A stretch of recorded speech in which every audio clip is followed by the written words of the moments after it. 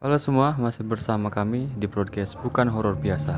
Jangan lupa subscribe, like, komen, dan aktifkan lonceng supaya tidak ketinggalan cerita dari kami. Boleh. Assalamualaikum warahmatullahi wabarakatuh. Masih bersama saya Heru Bayla.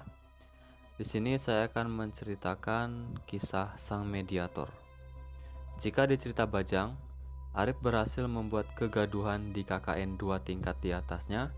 Kali ini ia membuat kegaduhan lagi di KKN 1 tingkat di atasnya. Seperti apa ceritanya?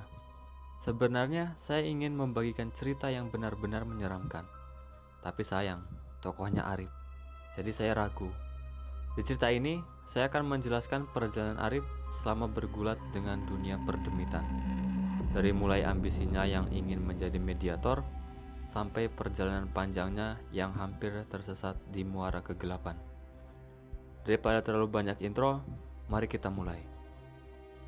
Mereka duduk melingkar, dengan gadis berambut panjang di tengah-tengah mereka. Kang Iman pun sedari tadi mencoba mengulik informasi darinya. Sampai wis Islam durung, Kiai maca syahadat. Kamu udah Islam belum? Ayo baca syahadat. Wahahaha. Duh, tak malah diguyuk ki. Duh, kok malah diketawain sih? Tadi izin aku, jadi malu saya. Celutuk Kang Iman menggoda. Moh, main ngopo? Gak mau. Buat apa? Jawab gadis itu singkat. Sesekali ia melihat sekeliling dan membenamkan wajahnya. Ia berbaring, diselimuti kain batik di sekutu tubuhnya. Merasa hasilnya nihil, Kang Iman memanggil Kang Jono. Kang, mereneo. Kebiasaan nggih. Kang kesini. Kayak biasanya ya. Jono pun menghampiri dan duduk bersila, membelakangi gadis itu. Saat kemudian, Kang Iman menarik makhluk itu dan memasukkannya ke Jono. Jono mengeram. Kukunya ia gunakan untuk mencengkram tikar, sementara lidahnya menjular keluar. Hahaha. Dia tertawa dengan kerasnya. Sopo sing ngekon kowe? Siapa yang menyuruh kamu? Bentak Kang Iman. Juraganku. Hahaha. Arek ngopo? Mau apa? Harap dari cahayu kui tumbal. Hahaha. Roleh, lu kono. Gak boleh, pergi sana. Makhluk itu menatap bengis, seperti hendak menerkam Kang Iman. Langsung saja, Kang Iman memukulkannya dengan tenaga dalam. Dek, buah. Jono terpental ke belakang dan ditahan langsung oleh kembarannya, Joni. Ia langsung berlari keluar rumah dan memuntahkan semuanya. Ia tersadar setelah sesaat makhluk itu masuk ke tubuhnya dan dipukul mundur Kang Iman. Ternyata kemampuannya tak sesuai dengan bacotnya. Mereka rehat sejenak. Gadis berambut panjang itu perlahan sadar dan duduk di dekat ibunya. Wajahnya oriental, matanya bundar. Tak lupa alisnya hitam tebal dan kulitnya putih bersih. Bak Maida Vinka, cantik. Wes rasa digolein pone. Penting saiki wes reti tondo, sopo wonge. Udah gak usah cari informasi lagi. Penting sekarang dah tahu kan nak siapa pelakunya. Gadis itu mengangguk pelan. Orang tuanya terlihat khawatir. Baru sebulan ia bekerja di toko dan naas sekali. Ia diperlihatkan sesosok tinggi besar berkulit hijau di dalam tokonya. Ya, Buto Ijo. Dia adalah peliharaan majikannya. Gadis itu langsung pingsan dan dibawa ke kosan untuk istirahat. Besoknya, ia pamit pulang karena tak enak badan dan diantarkan oleh temannya. Saat pamit pada juragannya, ia memberikan amplop berisi gaji pertamanya. Sampai di rumah, ia terkejut karena isinya 2 kali lipat dari UMR. Dan dari sinilah petaka itu bermula. Ia kerap merasa sakit kepala yang teramat sangat. Sudah berobat kemanapun belum sembuh. Dan terakhir, ia mendapat kabar bahwa Kang Iman dianggap mampu mengatasinya.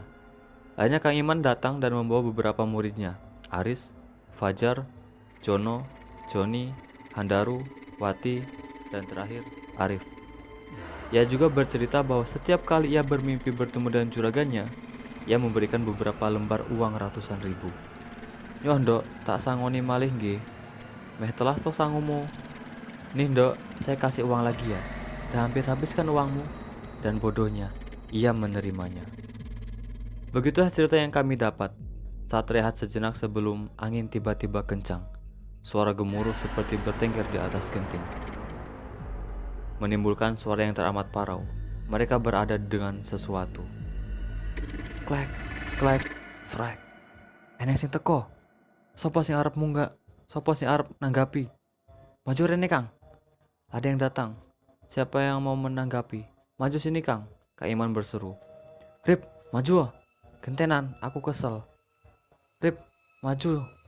Gantian, saya capek, teriak Jono. Gak, raiso aku.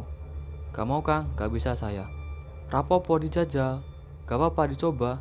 Wegah, aku urung iso dadi mediator. Gak mau, saya belum bisa jadi mediator. Arif waktu itu masih teramat awam, dan ini kali pertamanya berurusan dan demit. Arif tetap menolak, padahal ini adalah kesempatan emasnya untuk mencoba hal baru. Bagaimana tidak? Nah, Iman jarang sekali berkunjung ke sini.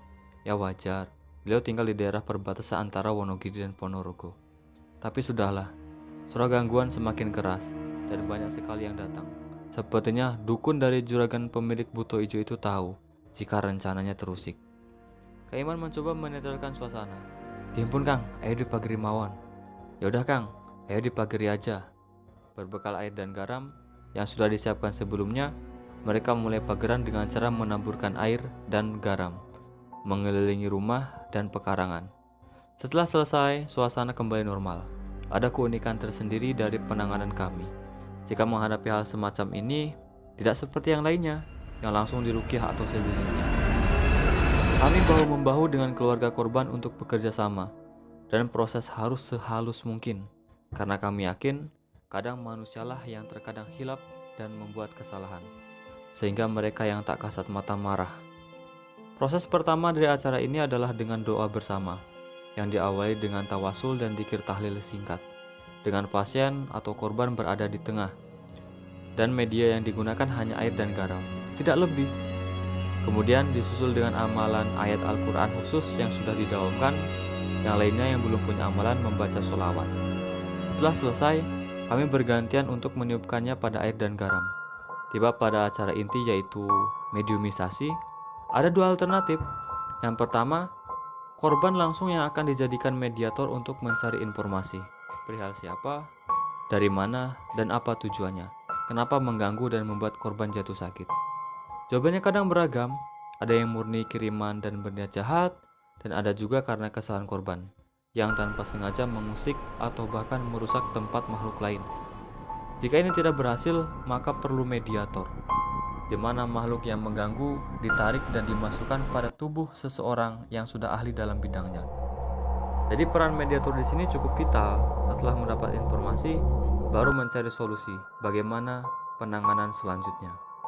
Jika sudah selesai, si korban disuruh sungkem kepada kedua orang tuanya untuk meminta maaf, agar proses penyembuhan berjalan lancar.